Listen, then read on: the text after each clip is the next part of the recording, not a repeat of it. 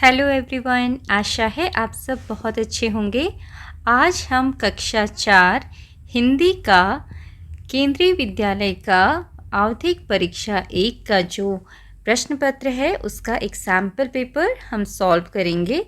और इसी तरीके से जैसे इस पेपर में प्रश्न दिए गए हैं उसी तरीके के प्रश्न आपको अपने प्रश्न पत्र में मिलेंगे, तो आप इसको ध्यान से देखिएगा। आपका जो प्रश्न पत्र है ये पूरे 30 मार्क्स का है, ठीक है। इसमें जो दक्षताएं हैं वो हैं पठन 10 मार्क्स की, गद्यांश 5 मार्क्स, व्याकरण 5 मार्क्स, वर्तनी 5 मार्क्स, सृजनात्मक लेखन 5 मार्क्स। इस तरीके से ये आपके पूरे 30 मार्क्स हो जाते हैं। सबसे पहले पठन है। पठन आपका 10 नंबर का है, तो इसमें आपको एक कोई भी अपठित गद्यांश मिल सकता है जिसको पढ़कर आपको जो भी प्रश्न दिए गए हैं उनके जो हल हैं, जो उत्तर हैं, इसी गद्यांश में से पढ़कर लिखने होते हैं। तो चलिए यहाँ पर उदाहरण के लिए एक गद्यांश दिया हुआ है, इसको पढ़कर इसके प्रश्नों को हम हल करेंगे। अगर इस धरती पर पेड़ पौधे न होते तो हम भी न होते। पेड़ पौधों से हमें भोजन यानी अनाज, फल तथा सब्जियां मिलती हैं। कई पेड़ों की जड़, छाल और पत्तियों से दवाइयां बनती हैं। पेड़ों से कपास, लकड़ी और रबड़ भी मिलता है। पेड़ों के कारण समय पर बारिश होती है। हमें शुद्ध हवा भी पेड़ों से ही मिलती है। गर्मी में पेड़ों की छाया सुख देने वाली होती है। इस प्रकार पेड़ हमारे मित्र हैं, अतः पेड़ों की रक्षा करना हमारा कर्तव्य है। तो इस तरीके से आप इस गद्यांश को कम से कम 2 बार पढ़िएगा ताकि आपको वो अच्छे से समझ आ सके। अब इसी के बेसिस पर आपको प्रश्न दिया है, पेड़ पौधे ना होते तो क्या होता। तो यहाँ पर पहली ही लाइन में लिखा है पेड़ पौधे न होते तो हम भी न होते, तो यही उत्तर आप इसमें लिखेंगे। तो यहाँ पर इस तरीके से आप उत्तर लिखेंगे, पेड़ पौधे न होते तो हम भी न होते। दूसरा प्रश्न है, कौन हमारा मित्र है, भोजन, पत्थर, सड़क या पेड़ पौधे। तो सही उत्तर है पेड़ पौधे, तो आप इसको टिक कर सकते हैं या गोला लगा सकते हैं। अगला प्रश्न है, पेड़ के किन किन भागों से दवाइयाँ बनती हैं। तो यहाँ पर पेड़ के किन किन भागों से दवाइयाँ बनती हैं लिखा है, देखो। कई पेड़ों की जड़, छाल और पत्तियों से दवाइयाँ बनती है, तो आप क्या लिखेंगे, जड़, छाल और पत्तियाँ, ठीक है। जड़,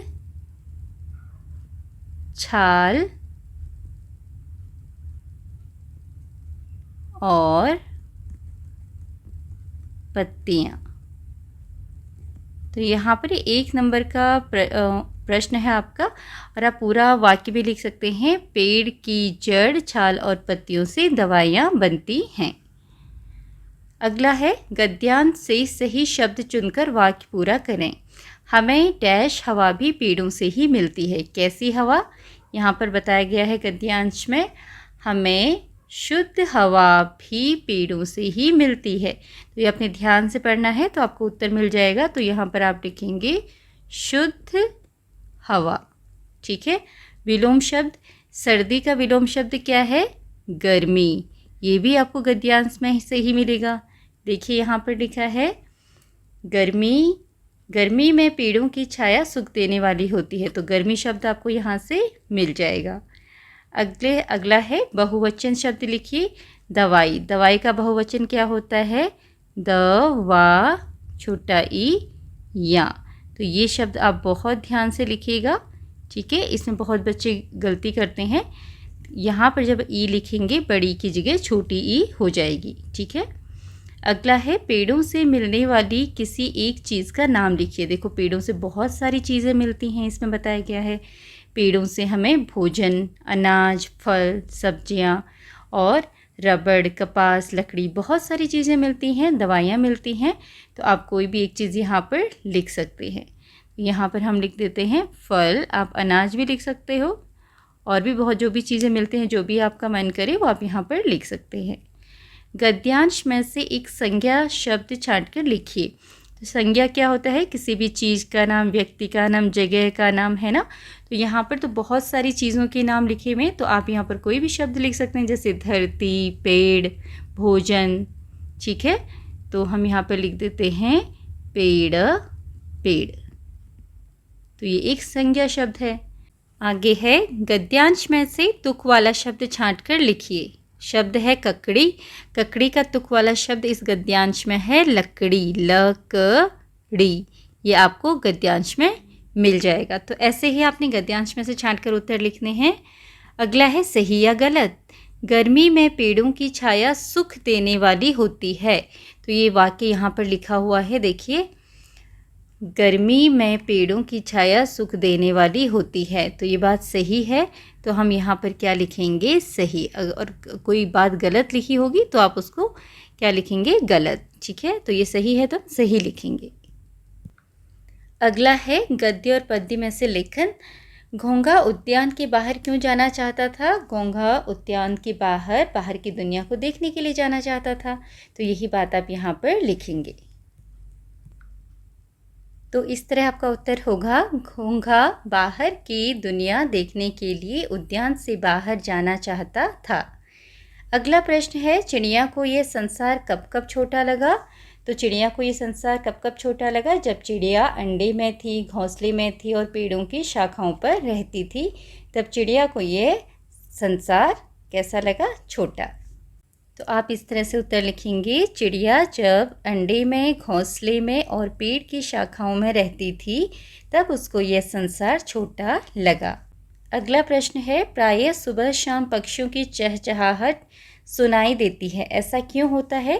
क्योंकि सुबह पक्षी गीत गाते हैं, एक दूसरे से बातें करते हैं और सुबह वातावरण भी शांत रहता है, ज़्यादा आवाज़ नहीं होती, इसलिए उनकी चहचहाहट सुनाई देती है। तो आप अपना उत्तर इस तरह से लिखेंगे, प्रायः सुबह शाम पक्षी गीत गाते हैं, आपस में बातें करते हैं और सुबह शाम वातावरण भी शांत रहता है, इसलिए पक्षियों की चहचहाहट सुनाई देती है। आगे है व्याकरण। निम्नलिखित वाक्यों में संज्ञा शब्द छांटो। तो संज्ञा शब्द क्या होते हैं? किसी भी व्यक्ति का नाम, जगह का नाम, पशु पक्षी का नाम। ठीक है, तो यहाँ पर राम क्या है? संज्ञा शब्द है, नाम है किसी का। विद्यालय जगह का नाम है, तो ये भी संज्ञा है। दूसरी लाइन में, पंक्ति में है, मैं कल दिल्ली जाऊंगा। तो यहाँ पर जो दिल्ली है वो जगह का नाम है, तो ये भी संज्ञा शब्द है। आगे है, निम्नलिखित वाक्यों में विशेषण शब्द पर गोला लगाइए। और विशेषण शब्द क्या होते हैं? जो किसी भी चीज़ की विशेषता बताते हैं, किसी संज्ञा शब्द की विशेषता बताते हैं। यहाँ पर पहली पंक्ति है, सोहन कक्षा में सबसे ईमानदार लड़का है। तो सोहन कैसा लड़का है? ईमानदार। उसकी विशेषता क्या है? ईमानदार। तो यहाँ पर ईमानदार पर आप गोला लगाएंगे। पेड़ पर सुंदर फूल खिले हैं। कैसे फूल खिले हैं? सुंदर। फूल की विशेषता है सुंदर, तो यहाँ पर आप इस तरीके से विशेषण छांटेंगे। अगला है लिंग बदलो। शेर का क्या होगा? शेरनी। ठीक है, और माता का पिता, ऐसे ही भाई का बहन। ठीक है, विलोम शब्द लिखिए। विलोम शब्द दिन का उल्टा, रात, मोटा, पतला। फिर वचन बदलो, लड़की, लड़कियाँ। आपको ज़्यादा करना है, वचन मतलब एक वचन, बहुवचन, लड़कियाँ। और जब आप लड़कियाँ लिखेंगे, क में जो ई की मात्रा है वो छोटी की मात्रा बन जाएगी और यहाँ आप लगा देंगे। पुस्तक का पुस्तकें, पुस्तकें, इस तरीके से लिखेंगे। आगे है वर्तनी। नीचे दिए गए शब्दों में से सही शब्द पर गोला लगाओ। तो मैदान, मैदान, मैडन, मैदान। तो यहाँ पर मैदान सबसे सही कौन सा लिखा है? ये वाला मैदान। ठीक है, आगे है गिलहरी, गिलहरी, गिलेरी, गिलाहरी। तो गिलहरी कैसे लिखते हैं? गिलहरी, इस तरीके से। तो सही शब्द पर आपने गोला लगाना है। आगे है शब्दों के शुद्ध रूप लिखो। अभी लिखा है मुश्किल। मुश्किल कैसे लिखते हैं? मु आधा श शलगम वाला की ल, मुश्किल। ठीक है, आगे है दोस्त, दो आधा स ये वाला और त दोस्त, फिर विश्वास विश्वास विश्वास, इस तरीके से आप लिखेंगे। इसके आगे है रचनात्मक लेखन। नीचे दिए गए चित्र को ध्यानपूर्वक देखकर उसके बारे में 5 वाक्य लिखो। तो यहाँ पर आपको चित्र दिया है, ये गांव का चित्र लग रहा है। इसमें कुछ बच्चे साफ सफाई कर रहे हैं, तो इसके बारे में आपने लिखना है। यहाँ पर आपको कोई और चित्र भी दे दिया जा सकता है और कुछ और लिखने के लिए भी दे दिया जा सकता है, जैसे कि अथवा राष्ट्रीय पक्षी मोर पर 5 वाक्य लिखिए। तो यहाँ पर जो भी आपको लिखने के लिए बोला जाए उसके बारे में आप यहाँ पर लिखेंगे। जैसे यहाँ पर आप बता सकते हैं, यह एक गांव का चित्र है। यहाँ पर 2 घर दिखाई दे रहे हैं। गांव बहुत सुंदर लग रहा है। गांव में हरियाली है और 2 बड़े बड़े पेड़ भी इस चित्र में दिखाई दे रहे हैं। घर के पीछे भी एक पेड़ है। गांव बहुत साफ सुथरा दिख रहा है। इस चित्र में 3 बच्चे दिखाई दे रहे हैं जो सफाई कर रहे हैं और एक बच्चे के हाथ में झाड़ू है। और तो इस तरीके से आप वाक्य यहाँ पर बना सकते हैं। तो यहाँ पर आपके लिए कुछ वाक्य लिख दिए हैं, जैसे यह एक गांव का चित्र है। गांव बहुत साफ सुथरा है। चित्र में 3 बच्चे हैं। बच्चे सफाई कर रहे हैं। एक बच्चे के हाथ में झाड़ू है। गांव में बड़े बड़े पेड़ भी हैं। ठीक है, तो इस तरीके से आप इसे पूरा करेंगे। और आगे अगर आपको इस तरीके का मिलता है लिखने के लिए, राष्ट्रीय पक्षी मोर पर 5 वाक्य लिखिए या किसी और चीज़ पर 5 वाक्य लिखिए, तो वो भी आप लिखेंगे। तो आप इस तरीके से वाक्य बना सकते हैं। मोर हमारा राष्ट्रीय पक्षी है। मोर के पंख बहुत सुंदर होते हैं। मोर वर्षा ऋतु में नाचता है। मोर कीड़े और अनाज खाता है। मोर की गर्दन लंबी होती है। मुझे मोर बहुत पसंद है। तो हमने यहाँ पर 6 वाक्य लिख दिए हैं। तो इस तरीके से आप यहाँ पर वाक्य बना सकते हैं। तो आपका जो प्रश्न पत्र है वो कुछ इसी तरीके का हो सकता है और इसमें जो व्याकरण है उसके शब्द हो सकता है बदले हों, पर जो करने का तरीका है वो इसी तरीके से है। तो आशा है आपको ये एग्जाम्पल पेपर समझ में आया होगा और आप इसे अच्छी तरीके से करेंगे। And all the best for your exam.